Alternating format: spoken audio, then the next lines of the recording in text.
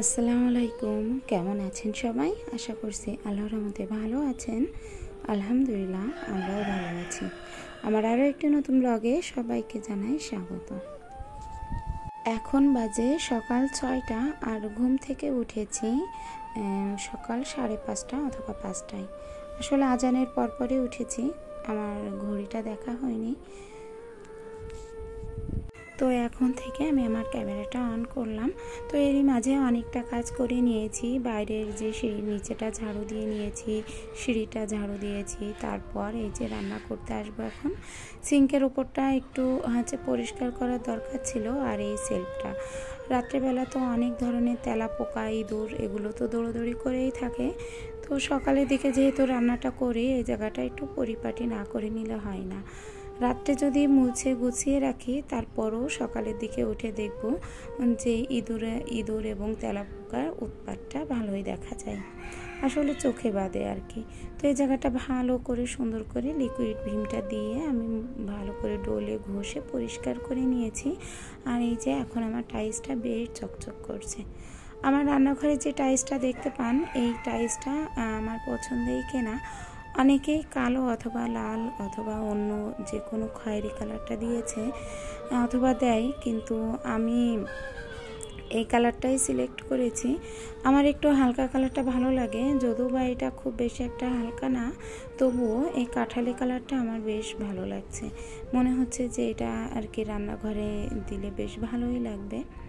তো যাই হোক, এখানে আমি আপনাদেরকে আজকে একটু দেখাবো পারফেক্টভাবে কি করে রুটির ডোটা তৈরি করে।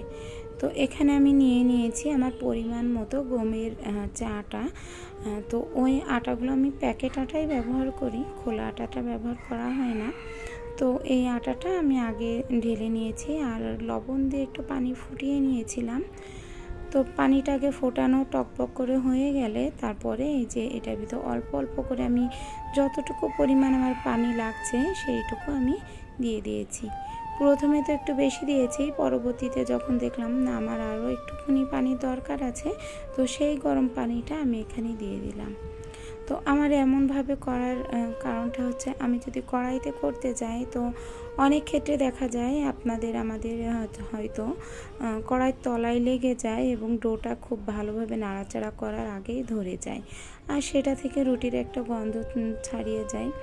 তো যতই চুলার জাল নিভিয়ে দিই অথবা মিডিয়াম রাখি, হয়তো ঠিকঠাকভাবে হয় না।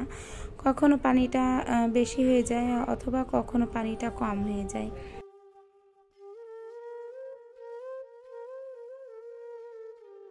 তো এভাবে করে পানিটা গরম করে আলাদা পাত্রে যদি আটাটা নিয়ে দেওয়া হয়, তাহলে পরিমাণ অনুযায়ী পানিটা দেওয়া যায় এবং বাড়তি পানিও যদি লাগে সেটাও অ্যাড করা যায়। তো এখানে আমার ডোটা একদম পারফেক্ট হয়েছে, যেমন নরম তেমন সফট হয়েছে। আর এই তো আমি গোল গোল করে এভাবে করে আমার প্রয়োজন মতো যে কয়টা রুটি লাগবে করে নিয়েছি। এবার রুটিটা বেলে নেব, বেলে ছেঁকে নেব। আর আজকে সকালে রুটি আর আলু ভাজি, সাথে ডিম ভাজিও থাকছে। আর সবজি দিয়ে আমার বাসায় কেউ রুটি খেতে চায় না, যদি সবজি রান্নাও করা হয় তবুও খেতে চায় না। আমার কিন্তু বেশ লাগে এই যে পেঁপের তরকারি, মানে পেঁপে ঘন্ট অথবা আলু ঘন্ট অথবা পাঁচমিশালি সবজি, এটা দিয়ে আমার খেতে বেশ ভালো লাগে। আর বিশেষ করে কলমি শাক। তো আমার বাসায় আমি ব্যতীত আর কেউই রুটি দিয়ে আলু ভাজি এবং ডাল, যে ঘন ডালটা হয় সেটা ছাড়া আর কোনো কিছু খেতে চায় না। তো ওইদিকে আমার হাজব্যান্ড এবং আমার ছেলেকে সব কিছু দিয়ে দিলাম গুছিয়ে। তো ওরা চলে গেছে, আমার ছেলে তো স্কুলে চলে গেছে আর আমার হাজব্যান্ড অফিসে চলে গেছে। তো এর ভিতরে আমি একটুখানি আলু ভর্তা আর ডালটা উঠিয়ে দেব। বেশ কয়েকদিন ধরে মাংসটা খাওয়া হচ্ছে, মাছ মাংস এটা ওটা তো খাওয়াই হচ্ছে, কিন্তু আর কিছু এই গরমে খেতে ভালো লাগছে না। তো আজ আমার হাজব্যান্ডকে বলেই দিয়েছিলাম আমি কিন্তু ডাল আর আলু ভর্তা রান্না করব। অফিস থেকে এসে কি রান্না করেছি অথবা কি হচ্ছে এটা একটা জানার আগ্রহ থাকে তার। তো সেই কারণে আগে থেকে বলে দিয়েছি। তারপর আমাকে বললো যে সমস্যা নেই, রান্নাটা করো। তো সেইভাবে আমি ডালটা হচ্ছে এখানে ফোটাতে দিয়েছি। আর এর ভিতরে অনেক কাণ্ড ঘটে গেছে, মানে আমার রুমের পুরো এপাশ ওপাশ পুরো এলোমেলো হয়ে গেছে। তো ওনারা হচ্ছে অফিস থেকে আসার আগ মুহূর্ত পর্যন্ত আমি একা হাতেই সব কিছু ম্যানেজ করেছি। এই যে এখনো পর্যন্ত রান্নাবান্না চলছে, বেশ ঠিকঠাক আছে। প্রথমে কড়াইতে ডালটা ফুটে দিতে গিয়েছিলাম, কিন্তু ওই যে চ্যাতলা কড়াই একদম মেলান্ত, সেই কারণে ওই কড়াইটাতে আর হচ্ছে ডালটা ঘোটা গেল না। তো আলাদা করে বাটিতে ঢেলে নিয়েছি, ঢেলে নিয়ে তারপর হচ্ছে ওইটা একটু ঘেটে দিলাম। আর হচ্ছে এইদিকে গরম পানিটা বসিয়ে দিয়েছিলাম। চট জলদি হয়ে যাবে, গরম পানিটা যদি হয়ে যায় তাহলে দ্রুত রান্নাটা কমপ্লিট হয়ে যাবে। আর এই যে রান্না করতে করতে এই অভ্যেসটা আমার ভীষণ আছে, মানে যত থালা বাসন সব একবারে জমিয়ে রাখি না, যখন যেটা হাতের মাথায় থাকে সারাদিনই কিন্তু টুকটাক আমার এইভাবে বাসন মাজা চলতেই থাকে। মানে একটা আমার মেয়ে একটা বাটিতে খেলো, আমার ছেলে একটা বাটিতে খেলো, সেই বাটিগুলোও আমাকে হচ্ছে তখন একটা একটা করে ধুয়ে নিতে হয়।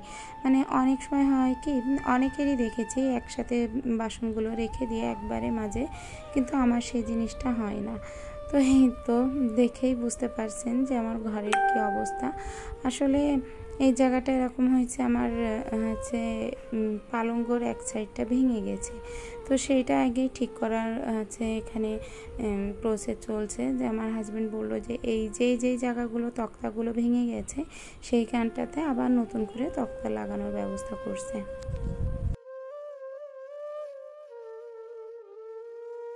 তো উনি ওনার মতো করে গুছিয়ে করে দিল, আর বাইরে এই আলুগুলো বেরো করে দিয়েছে। ওই যে একবারে 1 বছরের আলু কিনে রেখে দিয়েছিলাম, সেই জায়গায় অনেকগুলো আলু হয়েছিল যেগুলো রান্নাঘরে রাখা আছে মিক্সেপের ভিতরে। আর যে আলুগুলো মিক্সেপে ধরছিল না সেগুলো আমি খাটের তলায় এভাবে বস্তা পেতে তাতে রেখে দিয়েছিলাম। তো সেই আলুগুলো বেরো করে নিলাম। তো এতে দেখুন প্রচুর পরিমাণে কল বেরিয়েছে আলুগুলায়। তো সেই কলগুলো ছাড়ানোর পরে এগুলো আবার হচ্ছে রান্নাঘরে নিয়ে যাব। তো ঘর তো অনেকটাই এলোমেলো ছিল, বেশ কিছুটা গুছিয়েছি, এখনও অনেকটাই বাকি আছে গোছানোর। তো আজকে হয়তো পুরোপুরিটা গোছানো হবে না, একবারে পারবো না, অনেকটা শরীর খারাপ হয়ে যাবে। তো ফ্রিজের উপরে দেখুন হচ্ছে কাপড়টা একটু পাল্টিয়ে দিয়েছি, আর এর উপরে একটা খেলনা রেখে দিয়েছি। আমার মেয়ের একটা ফুল রাখার ইচ্ছা ছিল, কিন্তু হচ্ছে ফুলটা রাখা হয়নি। আরও একটা কথা, আসলে অনলাইনে এবার প্রচুর জিনিস অর্ডার করেছি, দেখা যাক কী হয়, ভালো হবে কি মন্দ হবে কিছু বলতে পারছি না। তো অনলাইনে কেনাকাটাটা আমার এই প্রথম না, আমার ভীষণ ভালো লাগে অনলাইনে কেনাকাটা করতে। যেহেতু মার্কেটে ঘুরে কেনাকাটাটা আমার পক্ষে পসিবল হয় না, মানে আমার হাজব্যান্ডের সাথে যাব, সেখানে বাচ্চা কাচ্চা নিয়ে অনেকটা ঘোরাঘুরি, এখান থেকে ওখানে যাওয়া, তাছাড়াও আমরা যাই বাইকে, আর বাইক তো পার্কিংয়ের জায়গা তেমনভাবে থাকে না, যদিও বা 1-2টা জায়গায় হচ্ছে বাইকটা রেখে হয়তো যাওয়া যায়, যে জায়গাগুলো বাইক পার্কিংয়ের জায়গা থাকে। তো সেখানে রেখে গেলেও হচ্ছে সবসময় দ্রুত করতে হয়, যে 5টা দোকানে যে হয়তো যে জিনিসগুলো আমার পছন্দসই সেগুলো পাই না। তো সেক্ষেত্রে দেখা যাচ্ছে 3টা 4টা 5টা দোকান তো ঘোরাই লাগে। তো ওই দিক থেকে পুরুষ মানুষ আসলে একটু বিরক্ত হয়ে যায়, আর আমিও আমার মন মতো কেনাকাটা করতে পারি না। তো সব কিছু মিলিয়ে আমার মার্কেটটা ঘোরা হয় না। তো সে কারণে আমি হচ্ছে অনলাইনেই কেনাকাটা করতে বেশ স্বাচ্ছন্দ্য বোধ করি।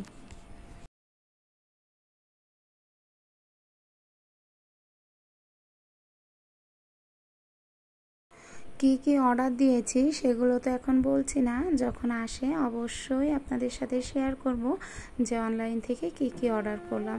অবশ্যই আমার সংসারের জন্য, ওই যে বলেছি যে আমার একবারে কোনো জিনিস কি কেনা হয় না। আর আমাদের মতো মধ্যবিত্ত পরিবাররা হয়তো এমনই, যখন অনেক দিন টাকা গুছিয়ে গুছিয়ে তারপর হয়তো একটা জিনিস কেনে। তো এই সংসারের সর্বপ্রথম যেটা আমি ত্যাগ করেছি সেটা হচ্ছে আমার বিলাসিতা। হয়তো সেই বিলাসিতা ত্যাগ করার পরে হয়তো এখন আস্তে আস্তে নিজের মাথার উপরে একটা ছাদ গোছাতে পেরেছি। ওপর আল্লাহর অশেষ রহমত আছে, তো সেই কারণেই পেরেছি, নয়তো হাজার কষ্ট করলেও হয়তো পসিবল ছিল না। তো এইদিকে দেখুন আমি আমার বেডশিটটা পেতে নিলাম, কারণ বিকালের দিকে ওই যে সমস্ত সব কিছু ঘেটাঘেটি করেছে, তারপর নাড়াচাড়া করেছে, ওই বিছানা চাদরটাই উল্টিয়ে দিয়েছিল আমার হাজব্যান্ড। তো আমি দেখলাম যে না, ওই বিছানা চাদরটার উপরে আর কি বসা যাচ্ছে না, আসলে অনেকটা ময়লা। ঘরদোর তো সুন্দর করে একদম পরিপাটি করে খাটের তলা দিয়ে বাইরে দিয়ে সমস্ত সব কিছু ঝেড়ে মুছে পরিষ্কার করে নিয়েছিলাম, আর মুছেওছি খাটের তলা দিয়ে বাইরে দিয়ে সব কিছু হুইল পাউডার দিয়ে একটু মুছে নিয়েছিলাম, যাতে কোনো রকম বালি অথবা অপরিষ্কার কিছু না থাকে। যেহেতু পালঙ্গর সমস্ত জিনিসপত্র নামানো হয়েছে, আর খাটের তলায় যতই ঝাড় দিন না কেন অনেকটাই কিন্তু ময়লা থেকে যায়। তার কারণ প্রত্যেকটা দিন তো আমরা আর খাটের তলাটা মুছি না। তো এইদিকে দেখুন আমার এই ফুলটায় অনেক পরিমাণে ময়লা পড়েছে, ওই যে ধুলো ময়লা হয়েছে, ধুলো ময়লা ঝাড় দেওয়া হয়েছে, ঘরের ঝোল ভাঙা হয়েছে। তো সে কারণে এই ফুলে পরে প্রচুর পরিমাণে দেখছি ময়লা হয়েছে। এটা এখন আর কেচে দিব না, যেহেতু আকাশের অবস্থাটা খুব একটা ভালো না, আর অনেকটা বেলাও হয়ে গেছে। তো সে কারণে ভাবলাম যে না, আমি বেডশিটটা একটু চেঞ্জ করে দিই, আর এই জিনিসটা একটু সাইড করে দিই। আর আমার যে ফুলটা দেখছেন, ও ফুলটা কিন্তু ছিল আমাদের পায়ের কাছে, মানে পালঙ্গর অপর সাইডে। কিন্তু ওইটা ওখানে থাকলে না ফুলটা দেখা যায় না রুমের সৌন্দর্যটা বোঝা যায়। তো সে কারণে এই জায়গাটায় নিয়ে আসলাম। ভাবলাম এইটা পালঙ্গর সাথে না লাগিয়ে একটু সাইড করে মাঝ বরাবর রেখে দিই, আর ফুলটা এখানে রেখে দিই।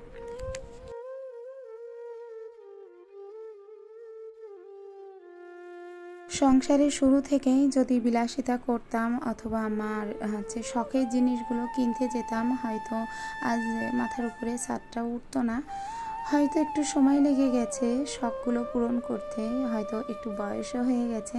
তখন যে বয়সটায় যে জিনিসগুলো আমার পড়তে ইচ্ছা হতো অথবা ব্যবহার করতে ইচ্ছা হতো, সেই ইচ্ছা এবং আগ্রহ কোনোটাই আজ আমার নেই।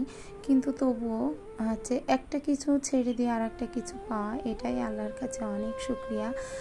যে কোনো জিনিস পেতে গেলে কিছু না কিছু তো ত্যাগ করতেই হয়।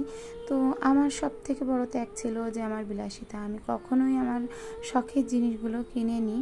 সবসময় মনে হতো যে না থাক, একটা জিনিস কিনতে গেলে মনে হতো না এটা থাক, এখন কিনবো না, পরে কিনবো। এভাবে করেই করতে করতে কখন যে এতটা বছর কাটিয়ে ফেলেছি, আর নিজের বয়সটাও বেশ বেড়ে গেছে। সেই শখ এবং আগ্রহ এখন তো কোনোটাই নেই, আর এখন যদি সেই জিনিসগুলো ব্যবহারও করতে যাই বয়সের সাথে সাথে মিলবে না। তো ঘরদোর তো পরিপাটি করে গুছিয়ে নিয়েছি। তারপরেই দেখুন এখন একটু স্বস্তি লাগছে, কেননা চারপাশ একদম পরিপাটি গোছানো থাকে। আসলে সব কিছু যদি একদম ছিমছাম থাকা হয় তাহলে কিন্তু বাচ্চারাও খুব একটা অভ্যেস গড়ে ওঠে। আসলে বাচ্চারা তো আমাদের কাছ থেকেই শেখে, বিশেষ করে তার মায়ের কাছ থেকে। তার মা তাকে যে পরিবেশটা দেবে সেই পরিবেশটাই কিন্তু বাচ্চাদের প্রাথমিক শিক্ষা। তো আমরা যদি একটু চেষ্টা করি যে বাচ্চাকে ভালো একটা শিক্ষা দিতে, ভালো একটা অবস্থা দিতে, আমার কুঁড়ে ঘর থাক সেটাও যদি আমি পরিষ্কার করে গুছিয়ে রাখি, তাহলে আমার বাচ্চাও সেটাতেই সেই পরিবেশটাই শিখবে আর কি, যে সেই পরিবেশটা থেকে অভ্যস্ত হয়ে যাবে এবং সেই পরিবেশটাই শিখবে। কখনো নোংরা ধরতে পারবে না অথবা নোংরা ছুবে না, ওর মাকে যেভাবেই দেখবে গোছাতে ঠিক সেভাবেই শিখবে। তো এই দেখুন আমার কবুতরের ছোট্ট ছোট্ট 2টা বাচ্চা ফুটেছে, আর একটা কবুতর এখনও তাওয়া দিচ্ছে। আলহামদুলিল্লাহ, আল্লাহর কাছে অনেক শুকরিয়া যে নতুন অতিথি এসেছে বাসায়। এখানেই ভিডিওটা শেষ করছি। আল্লাহ হাফেজ।